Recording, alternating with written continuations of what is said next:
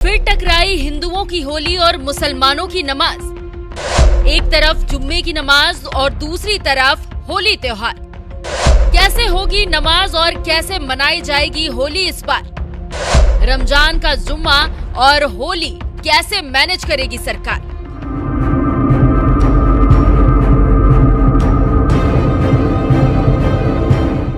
एक वक्त था जब उत्तर प्रदेश में हिंदू कावड़ यात्रा निकालते थे तो सरकार डीजे बैन कर देती थी और शुक्रवार यानी जुम्मे के दिन होली पड़ती थी तो नमाजी मुसलमानों को सहूलियत के लिए होली खेलने का टाइम ही घटा दिया जाता था और कहा जाता था कि सिर्फ 11 बजे तक ही होली खेलनी होगी क्योंकि उसके बाद नमाजियों को जुम्मे की नमाज पढ़नी है।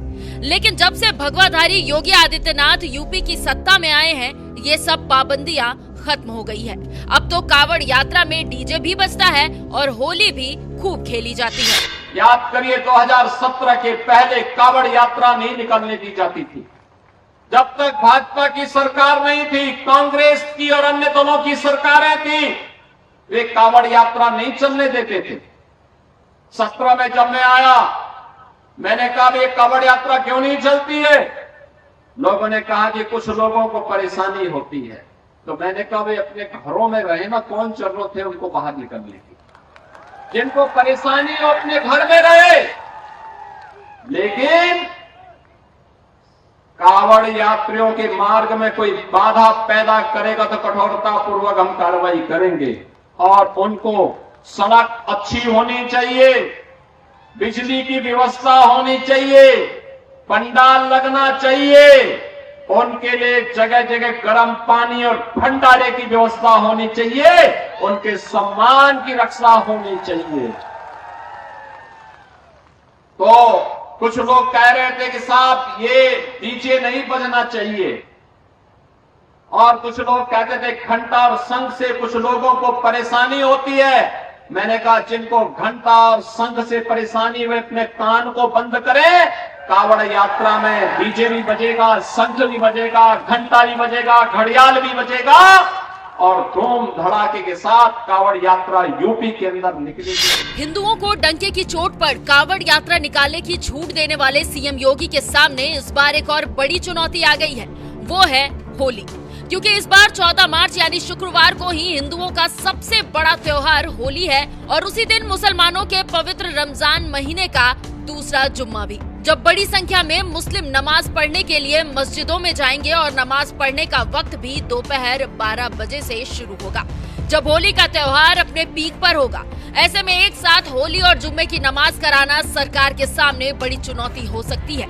लेकिन सत्ता में जब योगी जैसे मुख्यमंत्री हो तो वो ऐसी चुनौतियों से भी निपटना अच्छी तरह से जानते हैं, क्योंकि इससे पहले साल 2018 में भी होली 2 मार्च यानी शुक्रवार को ही थी, जिस दिन मुस्लिम समाज जुम्मे की नमाज अदा करता है। और जब सीएम योगी ने पुलिस प्रशासन के साथ बैठक के दौरान होली और जुम्मे की नमाज को लेकर तैयारी के बारे में पूछा था तो उन्हें बताया गया कि होली सुबह 11 बजे तक ही खत्म करवा दी जाएगी, जिस पर सीएम योगी ने पता है क्या जवाब दिया था? उन्होंने तो यहाँ तक कह दिया था कि होली तो साल में एक बार आती है और जुम्मा तो साल में 52 बार पड़ता है। जुम्मे की नमाज का समय आगे बढ़ाओ और होली सिर्फ 11 बजे तक नहीं पूरे दिन मनाई जाएगी। आपने परसों होली संपन्न की है। होली का पर्व साल में एक बार आता है। होली का पर्व मनाया जाए, कैसे मनाया जाए? लोग कहते थे, लोगों ने कहा साहब जुमा भी है उस दिन। हमने कहा जुमा भी पड़ेगा, होली भी होगा। जब वीडियो कॉन्फ्रेंसिंग होने लग गई मैंने पूछा भी क्या तैयारी है? कहा साहब हम लोग प्रयास करेंगे कि 11 बजे तक होली संपन्न कर दी जाए। हमने कहा साल में एक बार होली पड़ेगी और 11 बजे संपन्न हो जाएगी। साल में 52 बार जुमा पड़ता है तो 2 घंटे का कार्यकाल उसी का आगे बढ़ जाएगा।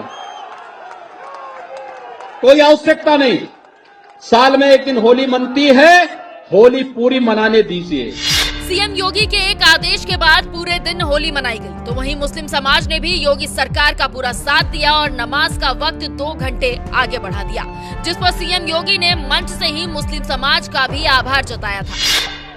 होली पूरी मनेगी और साथ साथ मुस्लिम मौलवी और धर्मगुरुओं से इस बात की अपील करिए कि जुमे का समय 2 घंटे आगे बढ़ा दें। और मैं धन्यवाद दूंगा उनको कि उन्होंने जुमे की नमाज का समय बढ़ाया और हिंदू भाइयों को पूरी तरह होली खेलने का एक अवसर भी प्राप्त हुआ।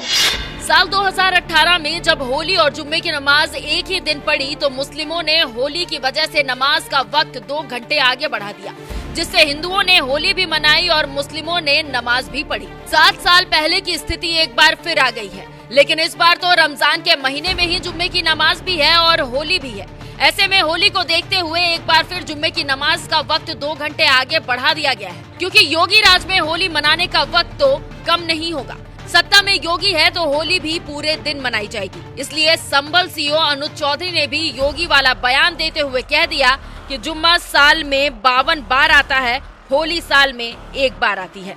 मुस्लिमों को लगता है होली के रंग में आपका धर्म भ्रष्ट हो जाएगा तो उस दिन घर से ना निकले।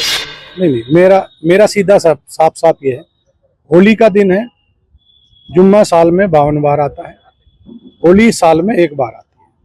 मुस्लिम समुदाय के लोगों को यदि किसी को लगता है भाई आपको होली के रंग से आपका धर्म भ्रष्ट हो जाएगा या जो भी है, तो वो उस दिन ना निकले, घर से ना निकले। और यदि निकले तो उसका इतना बड़ा दिल होना चाहिए, वो दिल होना चाहिए कि भाई सब एक जैसे हैं, रंग तो रंग है। जिस तरह पूरे साल इंतजार करता है मुस्लिम पक्ष ईद का, इसी तरह से होली का भी इंतजार हिंदू पक्ष करता है।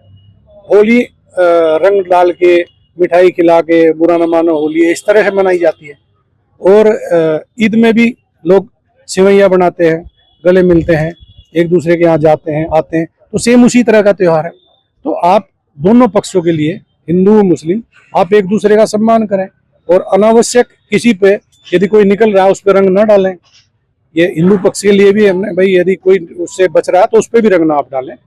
और यदि उस दिन होली का दिन है, सबसे बड़ी बात, वो जिसको लगता है कि रंग का वो बुरा मानेगा, तो उस दिन किसी भी हालत में अपने घर से ना निकले, अपने घर में रहे, एक दिन घर में रहे, तो उसमें शांति भी बनी रहेगी और एक मैसेज भी अच्छा रहेगा। तो बाकी सबके लिए प्रशासन, खासकर संभल में, हम कोई भी इस तरह की लापरवाही किसी भी पक्ष की बर्दाश्त नहीं करेंगे और यदि कोई शांति व्यवस्था भंग करेगा तो उस पर सख्त कार्रवाई होगी, मजबूती से। होली और जुम्मे की नमाज एक दिन पढ़ने पर जिस तरह से योगी सरकार ने पूरे दिन होली मनाने का फैसला किया, तो वहीं मुस्लिमों ने भी नमाज का वक्त बढ़ाने का फैसला किया है। इस पर आपका क्या कहना है, अपनी राय हमें कमेंट कर जरूर बताएं। साथ ही संभल के डीएम राजेंद्र पेंसिया और एसपी के बिश्नोई ने क्या कुछ कहा है, आइए आपको सुनाते हैं। जनपद संभल में 38 जगह पे पुलिस आउटपोस्ट हैं और अस्थायी चौकियां हैं, उनका निर्माण किया जा रहा है। वर्तमान में सभी जगह पे नींव खोद दी गई है, कई जगह पे एक मंजिल तक का कार्य पूर्ण हो चुका है। शासन द्वारा जो प्राप्त बजट है उसी के आधार पे और जन सहयोग से इन सबका निर्माण पुलिस द्वारा करवाया जा रहा है। उसके अलावा 24 नवंबर को जो हिंसा में जो उपद्रवी है उनके द्वारा जो ईटा पत्थर इकट्ठा किए गए थे और पुलिस पे फेंके गए थे, वो 6 ट्रोली ईट पत्थर भी पुलिस द्वारा संभल के लोगों की सुरक्षा में ही लगाए जा रहे हैं। उनमें से कुछ चौकियां हैं, चौकी दीपासराय और चौकी हिंदूपुरा खेड़ा, उनमें उन ईटा पत्थर का भी प्रयोग पुलिस द्वारा है वो किया जा रहा है, वो यहाँ के लोगों की सुरक्षा के लिए ही किया जा रहा है। सर, चौकियों के साथ साथ क्या कुछ थाने भी बनाए जा रहे हैं या चौकियों को थाने में कन्वर्ट किया जाए? पुलिस द्वारा पुलिस मुख्यालय में संभल पुलिस द्वारा चौकी रायसत्ती है, उसको थाना बनाने के लिए प्रपोजल है, वो जल्दी भेजा जाएगा। और उसी थाने के अंदर अन्य चौकियां जिसमें दीपासराय, खगूसराय और हिंदूपुरा खेड़ा है, ये 3 नई चौकियां जो है वो ऐड की गई है। सर, जो दीपासराय की पुलिस चौकी बनाई जा रही है, सर ये कितनी मंजिल होगी, क्या इसमें व्यवस्था है? दीपासराय की जो पुलिस चौकी है वो 1000 स्क्वायर फीट के अंदर होगी और करीबन 3 मंजिला होगी। उसमें हाईटेक सिक्योरिटी कैमराज, जनपद संभल में कुल 3 करोड़ रुपए के बजट के आसपास सेफ संभल नाम का एक प्रोजेक्ट है, वो प्रशासन द्वारा लाया जाए, जिसमें फेस आइडेंटिफिकेशन के साथ में हर चौराहे पे कैमरे हैं वो पुलिस द्वारा लगाए जा रहे हैं। उसके अलावा रूरल एरियाज में भी करीबन 600 के आसपास गांवों में प्रशासन के सहयोग से और जन सहयोग से ऑपरेशन त्रिनेत्र के तहत कैमरे हैं वो लगाए जा रहे हैं, ताकि हर गांव में पुलिस की सुरक्षा है वो लास्ट माइल तक पहुंच सके। Thank you. संभल महात्म्य के अनुसार हमारे कुल 87 देव तीर्थ हैं, इसमें से कुल 68 तीर्थ या जल तीर्थ हैं और 19 महाकूप है और 5 महातीर्थ माने जाते हैं। इस तरह से कुल 92 तीर्थ संभल में है। इसी के अंतर्गत कुल 54 देव तीर्थों की खोज हो चुकी है, जिसमें से 6-7 ऑलरेडी कंस्ट्रक्टेड हैं, पहले से उनका सौंदर्यीकरण भी हुआ है, निर्माण भी हुआ है, जैसे सूरज कुंड है, नीमसार है, मनोकामना तीर्थ है। वर्तमान में जो चतुर्मुख महाकूप है उसका निर्माण चल रहा है। इसके साथ साथ यमघंट तीर्थ का निर्माण चल रहा है। हमने वंदन योजना के अंतर्गत पर्यटन विभाग और धर्मार्थ कार्य विभाग के अंतर्गत और इसके साथ साथ नगर पालिका परिषद का जो 15वां वित्त है उसके माध्यम से हम कुछ तीर्थों का जीर्णोद्धार कर रहे हैं, पुनरुद्धार कर रहे हैं, उनका सौंदर्यीकरण कर रहे हैं। इसके साथ साथ जो 24 कोसीय परिक्रमा है वो बहुत प्राचीन परिक्रमा है, वर्तमान में मात्र 48 किलोमीटर शेष है। उसकी भी हमने पूरी सर्वे कराया है और कहां कहां अतिक्रमण है उस अतिक्रमण को भी दूर कराया है। कुछ अतिक्रमण अभी भी शेष है और उसके लिए भी हम डीपीआर विस्तृत तैयार करा रहे हैं ताकि जितने भी तीर्थयात्री आए वो तीर्थाटन करें, पर्यटन करें और परिक्रमा करके यहाँ से जाएं। सर संभल में जो सूर्य कुंड है उसका भी अतिक्रमण किया हुआ है लोगों ने, क्या सर उसका भी अतिक्रमण हटाया? आज हमारे सामने कुछ डॉक्यूमेंट आए थे, मैंने एसडीएम साहब को मार्क भी किया, उनको अच्छे से सुना हमने। तो कल दोनों पक्ष आएंगे, दोनों प्रस्तुत करेंगे। यदि किसी भी प्रकार का कोई भी अतिक्रमण होगा तो नियमानुसार उसे ध्वस्त कराएंगे। और जो सूरज कुंड है वो स्टेट हाईवे पर पड़ता है और सभी देव तीर्थों में पहले नंबर का देव तीर्थ है। तो उसके चारों ओर अच्छी सी पेंटिंग हो, अंदर कुंड का सौंदर्यीकरण हो, जो पास में तालाब है उसका भी जो झील पोखर तालाब जो योजना है उसके अंतर्गत सौंदर्यीकरण हो। उसके साथ ही पर्यटन का एक शेड भी बना, यात्री शेड भी बना है, अंदर मंदिर भी बहुत सुंदर है। तो उसको इस तरह से विकसित करेंगे कि कोई भी यात्री आए तो सबसे पहले वहां दर्शन करे। सर संभल में जो कूप की खुदाई हुई है, वो जो कूप मिले हैं उन पर संभल नगर पालिका ने जाल ढककर भी उसको कवर किया गया है। क्या सर इस तरह से और भी ऐसे कूप है जिनको इस तरह की कार्रवाई की जा रही है? जो मुख्य 19 महाकूप है उनका तो पुनरुद्धार और सौंदर्यीकरण किया जा रहा है और साथ में उनको रेन वाटर हार्वेस्टिंग के लिए भी यूज किया जाएगा ताकि जो भी पानी आए वो उसमें जाए और भूमि का जल स्तर बढ़े, क्योंकि संभल डार्क जोन में पड़ता है।